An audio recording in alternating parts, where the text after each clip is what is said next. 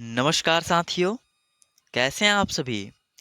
आशा करता हूँ आप सभी बहुत अच्छे होंगे, स्वस्थ होंगे और मन लगा करके आप अपनी बिहार बोर्ड की परीक्षा की तैयारी काफ़ी अच्छी तरीके से कर रहे होंगे। साथियों, आज हम लोग आपकी बिहार बोर्ड की परीक्षा, Bihar board class 12th chemistry यानी कि रसायन शास्त्र के कुछ बहुत ही महत्वपूर्ण प्रश्नों की चर्चा करने जा रहे हैं, जो कि आपके बिहार बोर्ड की परीक्षा के लिए काफ़ी महत्वपूर्ण है। अगर आप साथियों बिहार बोर्ड की परीक्षा 2025 फरवरी 2025 में परीक्षा देने वाले हैं, तो इस वीडियो को आप लोग शुरू से लेकर के अंत तक जितने भी प्रश्नों को बताया जाएगा, आप उन सभी प्रश्नों को कॉपी में लिख करके अवश्य याद कर लीजिएगा, क्योंकि सारे प्रश्न महत्वपूर्ण हैं और आपके परीक्षा में आ सकते हैं। साथियों, आज का प्रश्न है कि फैराडे के विद्युत विच्छेदन के द्वितीय नियम को लिखें। फैराडे के विद्युत विच्छेदन के द्वितीय नियम को लिखें।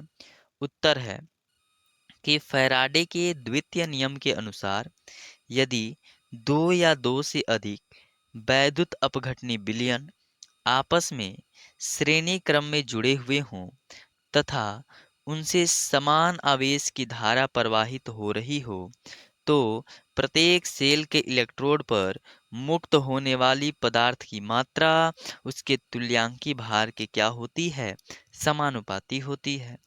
और आपको याद कीजिए, हम आपको फैराडे के प्रथम नियम के बारे में भी बता चुके थे, ठीक है। और इसका फॉर्मूला होता है E A2/EB2 बराबर इक्वल टू WA2/WB2। यह फैराडे के विद्युत विच्छेदन का दूसरा नियम था। फैराडे का प्रथम नियम तथा दूसरा नियम दोनों ही आपकी परीक्षा के लिए काफी महत्वपूर्ण है। साथियों, अगला प्रश्न है कि निम्नलिखित की परिभाषा दें।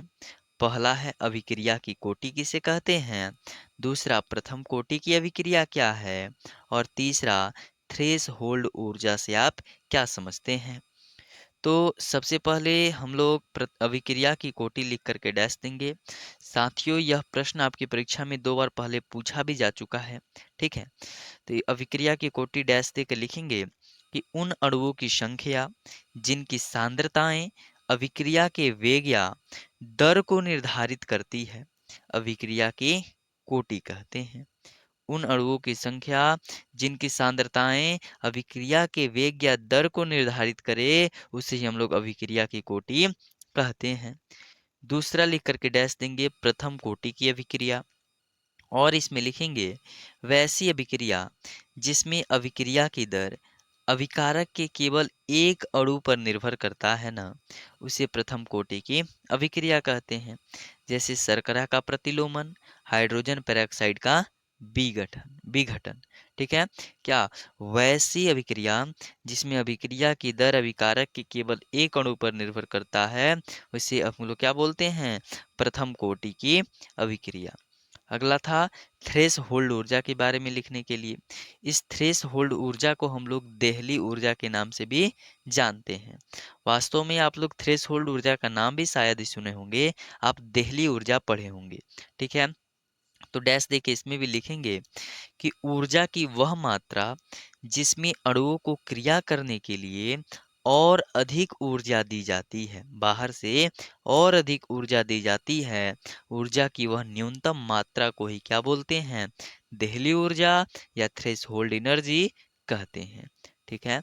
चलिए, अगला प्रश्न है, काफी महत्वपूर्ण प्रश्न है साथियों। यह भी प्रश्न है कि अभिक्रिया के वेग पर ताप का क्या प्रभाव पड़ता है।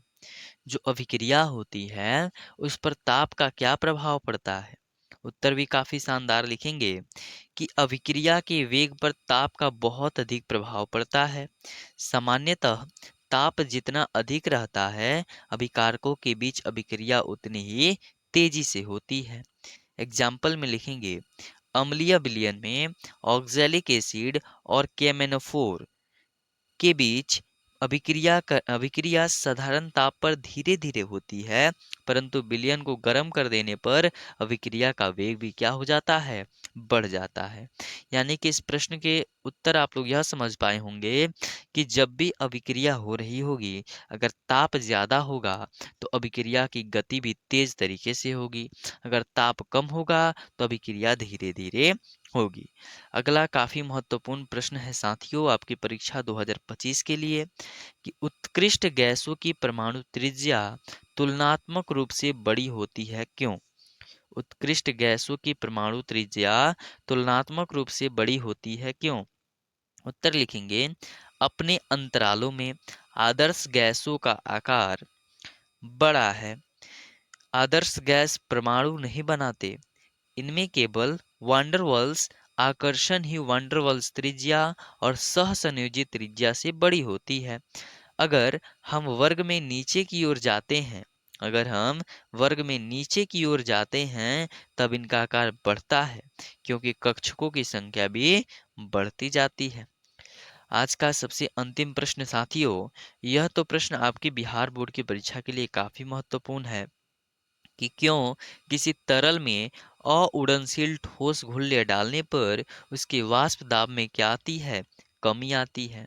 उत्तर लिखेंगे जब किसी तरल में जब किसी तरल में अउड़नशील ठोस घुल्य डाला जाता है तो तरल के सतह पर से कुछ अणुओं को विस्थापित कर देता है जिसके कारण वाष्प का बनना कम हो जाता है, इसलिए वाष्प दाब में कमी आती है।